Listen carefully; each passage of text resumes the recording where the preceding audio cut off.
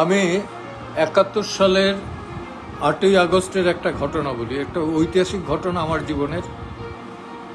8ই August বিকেল 4টায় শিয়াঙ্গল থেকে আমি, সাকুবর, মাহবুব, আউয়াল এরা রওনা দিলাম কেউন্দিয়া স্কুলে।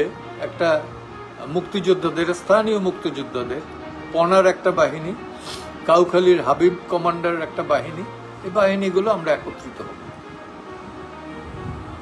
ঠিক 4টা বাজার 5 মিনিট আগে নৌকা যোগে সেখানে পৌঁছলাম।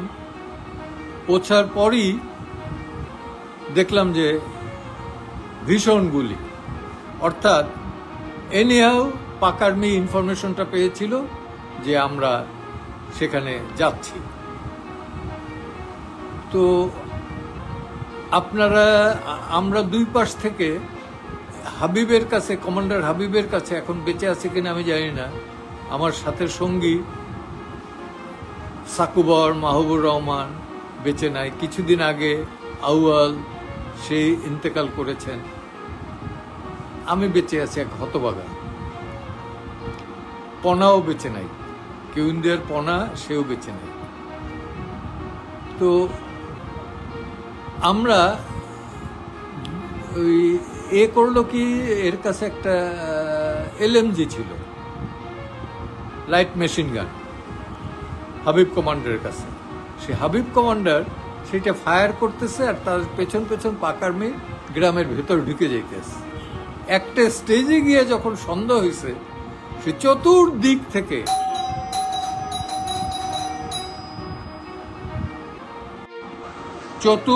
থেকে সরি, মাঝখানে একটু ডিস্টার্ব হয়ে গেছিল।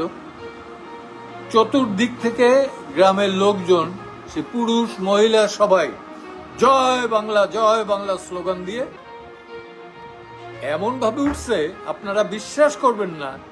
সে পাক আর্মির লোকজন সে বন্দুক টন্দুক ফেলে গাছের সাথে রেখে গাছের মাথায় ওঠার চেষ্টা করছে, যা করছে।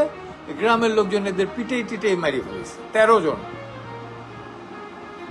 আমরা আস্তে আস্তে গেলাম, গিয়া কাউখালী থানা হাবিবের নেতৃত্বে, কমান্ডার হাবিবের নেতৃত্বে দখল করলাম।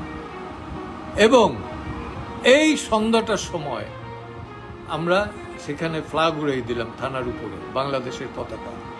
আমার জীবনের অন্যতম শ্রেষ্ঠ অর্জন, এটা আপনাদের জানাবার জন্য। আমি তো কিছুদিন পরে হয়তো আল্লাহ তাআলা আমাকে ডাক দিলে পরে চলে যাব, কিন্তু আপনারা যাতে এই ইতিহাসগুলো জানতে পারেন। ধন্যবাদ।